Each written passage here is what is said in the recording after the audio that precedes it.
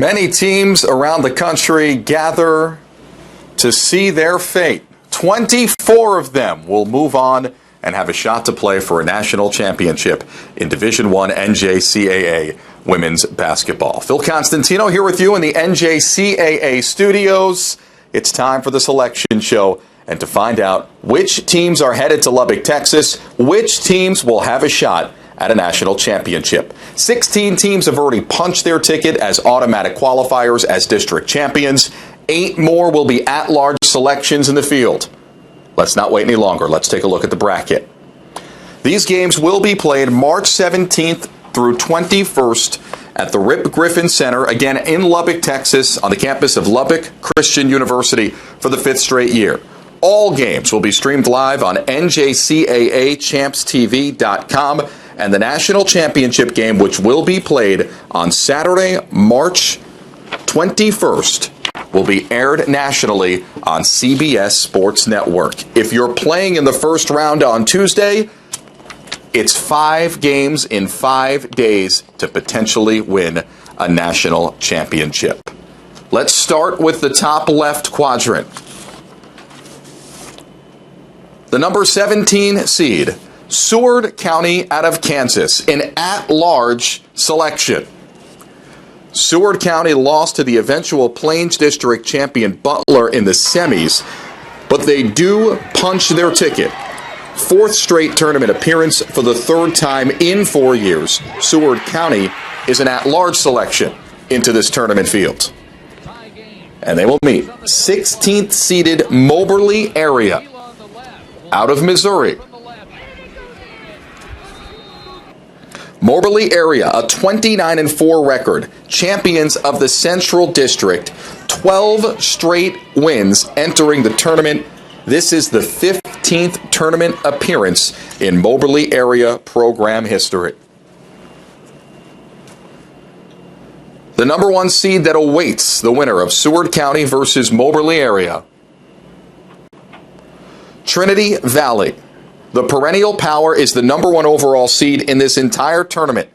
They're tied for the best record in the country at 32-1 overall, and they've reached the national championship game 14 times since 1994. Think about that. Just 10 times in the last 24 years, the game has been played without Trinity Valley competing for a national championship. They're the Mid-South champion. Trinity Valley, 8 national championships in program history, and Trinity Valley gets a first-round bye as the number 1 overall seed in this tournament. The number 24 seed, the final team in, if you will, is Monroe out of New Rochelle, New York. Won the district championship game by forfeit, kind of an awkward situation. They're just 19-11 overall, but they're in with an automatic qualifier, a bid stealer if you win, as the number 24 seed in this tournament. And Monroe will meet 9th seeded Wabash Valley, the Midwest District champions, who are 30-2 overall. This is their 4th straight 30-win season. Head coach Lacey Shalenko, she's got it going in year number 1, taking over for an already successful program.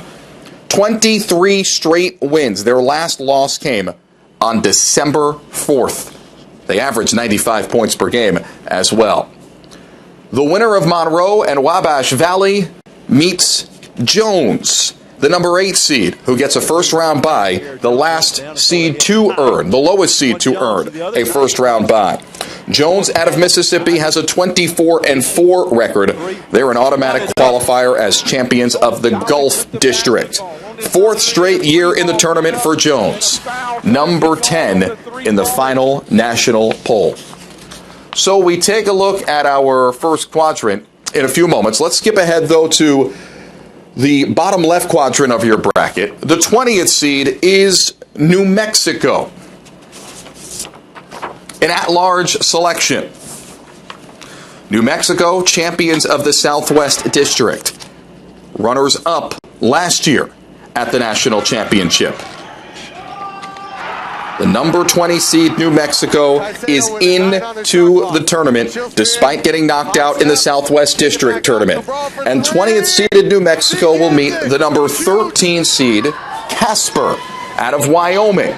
The Thunderbirds making their second appearance in the last 3 years, an automatic qualifier as the Northwest Plains District champion. 15 straight wins for Casper entering the national tournament.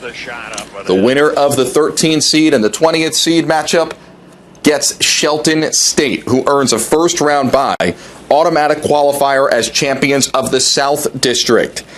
Head coach Madonna Thompson, she's in year number 22, and Shelton State still rolling. 90 points per game on average is number 3 in the country. Look out for the Duff sisters from Sampson, Alabama. 2 of them lead the team in scoring, and they average a combined 29-plus points per game. Continuing in the bottom left quadrant of your bracket, the number 21 seed, Tyler from Texas, an at-large selection, finished number 17 in the final poll, but Tyler finds itself in the tournament. So we've already raced through, we're not even halfway through this bracket reveal, and have revealed 3 of the 8 potential at-large selections. And Tyler will meet another at-large selection in this tournament. Hutchinson, out of Kansas, from the Plains District. Hutch finished number 9 in the final poll. 28-4 the overall record. 75 points per game. 42 rebounds per game. One of the best defenses in the land, less than 52 points per game allowed. And Hutchinson is in as the number 12 overall seed. The winner of Hutch and Tyler gets the number 5 seed. Gulf Coast State, also an at-large selection. 3 at-large selections in this trio. That means that an at-large team into this field will play in the quarterfinals on Thursday. Gulf Coast State lost to Northwest Florida State in the South Atlantic District Championship, but they are the 6-time national champions this program. And if history tells us anything, they won 3 straight in 2016, 2017, 2018. The last 5 national champions, not just including them, have come from the state of Florida. So before we jump to the right side of the bracket, let's look at the entire left side of the bracket, the first 12 of the 24 teams that will compete for the NJCAA Division I Women's Basketball National Championship. The top seed is Trinity Valley, Shelton State the 4 seed, Gulf Coast State the 5 seed, Jones the 8 seed, all of them earning first-round byes, and so they will play their first games in the second round on Wednesday, March 18th. Everyone else on the left side of your screen, they will play in the first round to earn the right to advance to the second round games on that Wednesday. Also, 5 of the 8 at-large teams have already been introduced. The number 18 seed, Salt Lake, the West District champs. They were the first to clinch their automatic berth into this year's field with a 70-51 win over Southern Idaho in the Rocky Mountain District title game. They're allowing just 55 points per game, also one of the best defenses in the country. That ranks number 16 in the nation. And Salt Lake will face the number 16 seed, Butler. Champions of the Plain District. They won the title game by 32 points. Absolutely beat down their opponent in the Plains District Championship, and it's their 3rd all-time appearance in the national tournament. South Plains out of Texas is the 2 seed that awaits the winner of Butler and Salt Lake. South Plains was ranked number 1 for most of this year. They finished the year 32-1. They did lose on February 13th, just about 3 weeks ago. That snapped a then 26-game winning streak. Their last and only loss came versus New Mexico on February 13th. New Mexico, as we mentioned moments ago, is in this NJCAA tournament field. So, South Plains, the first round bye as the number 2 overall seed.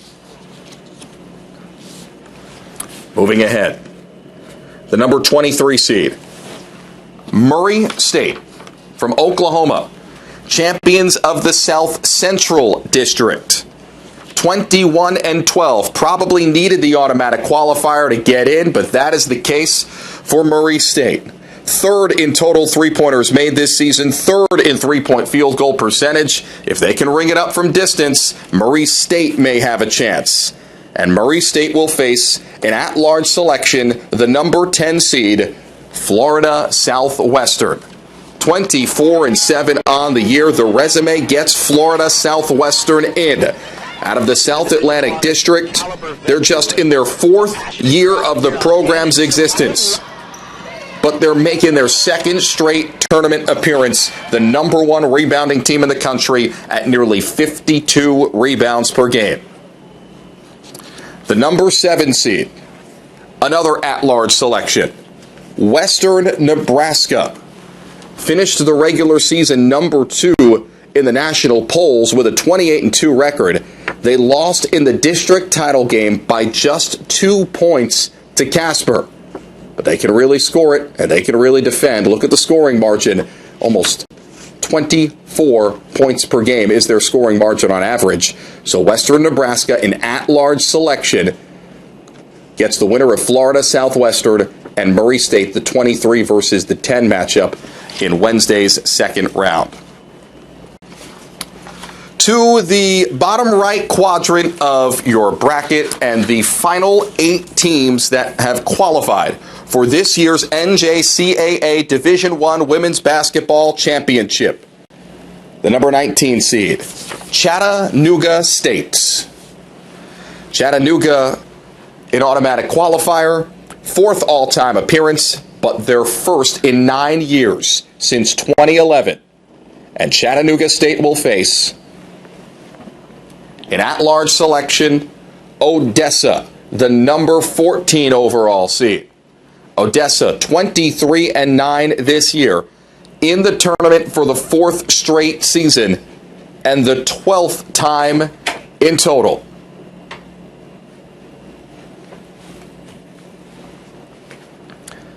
The number 3 seed, Northwest Florida State. Northwest Florida State won its district title, number 5 in the final poll in automatic qualifier out of the South Atlantic District. Northwest Florida State will meet the winner of the Chattanooga State-Odessa first-round matchup on Tuesday. So there are those 3. South Atlantic champion Odessa, the final at-large selection of the 8 at-large teams to earn their bid into this NJCAA Division I National Championship bracket. Chattanooga State also the Appalachian District champions. Final 3 teams to be revealed in this bracket. The number 22 seed North Dakota SCS. One-sided matchup in the district title game, the North Central District title game for North Dakota SCS. Used a 24-5 run, plus 19 in that stretch, to pull away in the district championship game and earn its 3rd trip to Lubbock in the last 4 years. The number 11 seed that North Dakota SCS will match up with, South Georgia Tech. South Georgia Tech is led by head coach James Frey, and he is back to Lubbock for the 4th consecutive year with the Jets. Winner of this first-round game between North Dakota SCS and South Georgia Tech gets Central Arizona, West District champs, 28-3 on the year. Central Arizona has the most D1 tournament appearances all time, 33 of them, but it's their first since 2015. That is the final trio.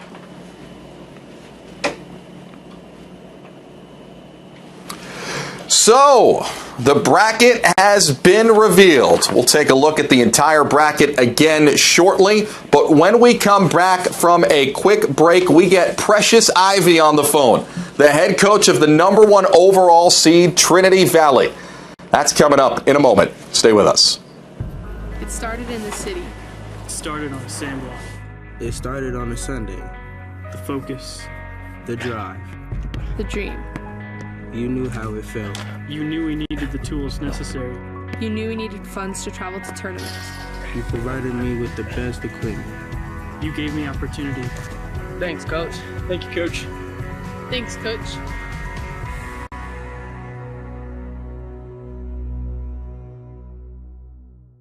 We were true to the game before there was a game. Loyal to the ball before there were buckets. When Spalding created our first basketball in 1894, we didn't follow the competition. We set the standard. And we never stopped innovating, improving, adapting to meet the changing needs of the player and the game. We didn't make the rules. We made the ball.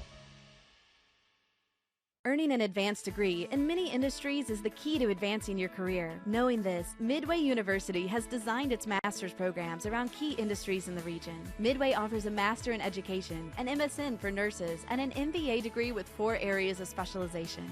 Midway has prepared me to take that next step in my career. It's given me the skills and the abilities to go from a midline manager to a senior level manager. Learn how Midway can advance your career at midway.edu.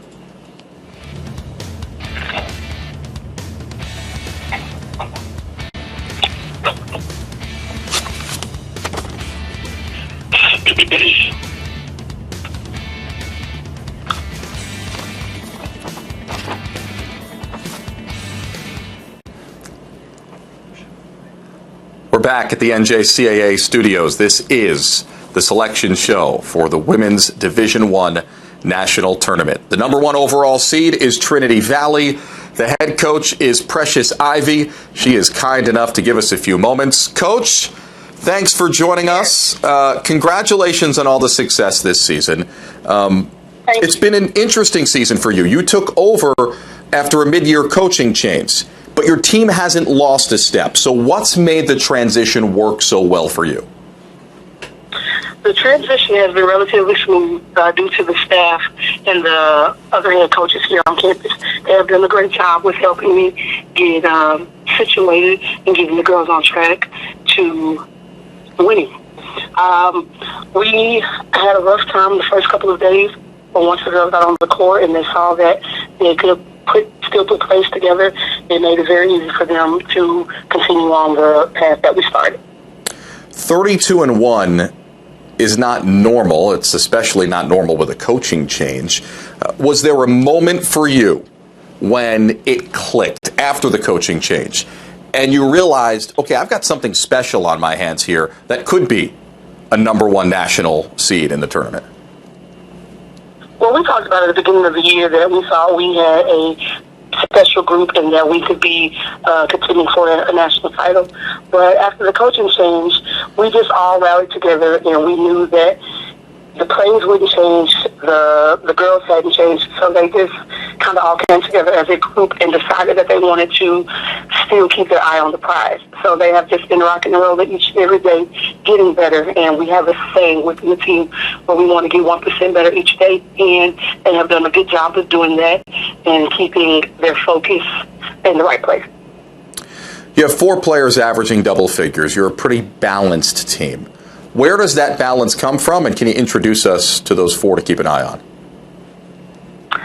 Well, these kids all come in every day and work on the individual games as well as our games as a team. So being led by Katisha Dean, which is a returner from last year, has been great. And then you have Tyra Douglas, who has tied a single game record with the NJCAA with 13 threes in 1 game. I mean, that really helps take some pressure off Katisha. Then we have Tiana Jackson in the inside, who's averaging a double-double. She's a big impact. And then her partner, Asia Strong, also has been a very big impact as well. So having those 4 kids really opens it up for us, and it makes us hard to guard and hard to scout, which has helped us get to where we are now. If those 4 can continue to do what they're doing and our others step up when needed, we have a good chance of being in that final game. Your program is a perennial power. You took over midseason. I don't know that anybody can ever expect that to happen. But now you're the head coach of a team that has played in the national championship game 14 times and won the national title 8 times. How you feeling right about now? It's a blessing, and it's a very humbling experience. I just want to be able to continue the success and the culture that has already been set before me.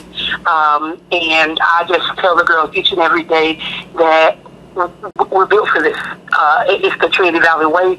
And so we keep that in mind every day when we're in practice and each time we step on the court.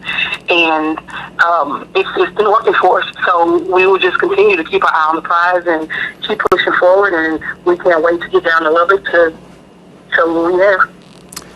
Coach, I'm not sure if you're watching the show right now. We have you on live here, but there's a picture with you holding up the net, cutting down the net after the championship. That moment, did you expect that? What was it like for you?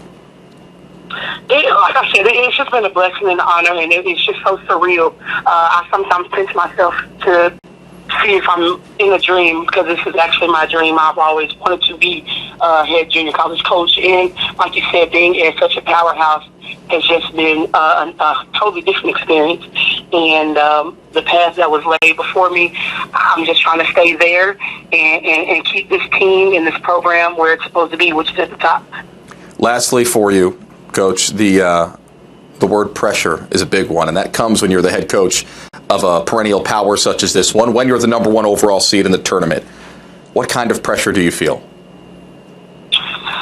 I mean, there's pressure always, because obviously you have a target on your back being the number one seed.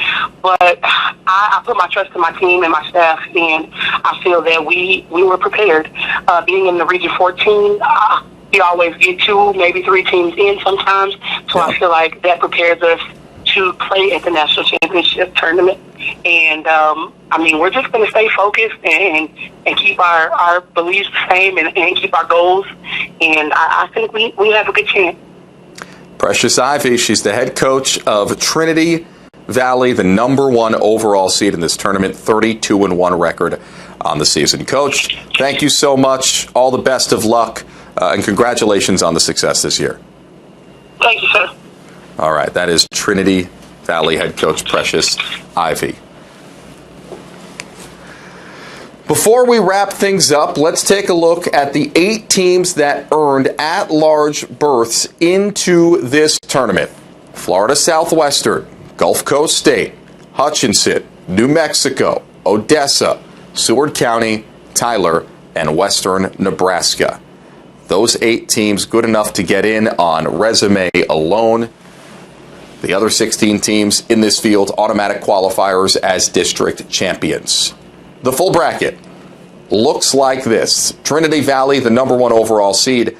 The top 8 they have first round byes, and that is South Plains, Northwest Florida State, Shelton State, Gulf Coast State, Central Arizona, Western Nebraska, and Jones. Those 8 teams earn first-round byes, and they will compete in the second round. A reminder that all of these games will be streamed live on NJCAA Championship Television. You can find that at NJCAAChampsTV.com. Every single one of these games will be streamed live, and the national championship game will be aired nationally on CBS Sports Network on Saturday, March 21st. The road to Lubbock is only just beginning. That is it. The bracket has been revealed. Congratulations to all the teams, all 24 that are in the tournament field that now have a shot at a national championship. Best of luck to those teams. We thank you for joining us. For more information on this tournament, visit njcaa.org. For the NJCAA, I'm Phil Constantino.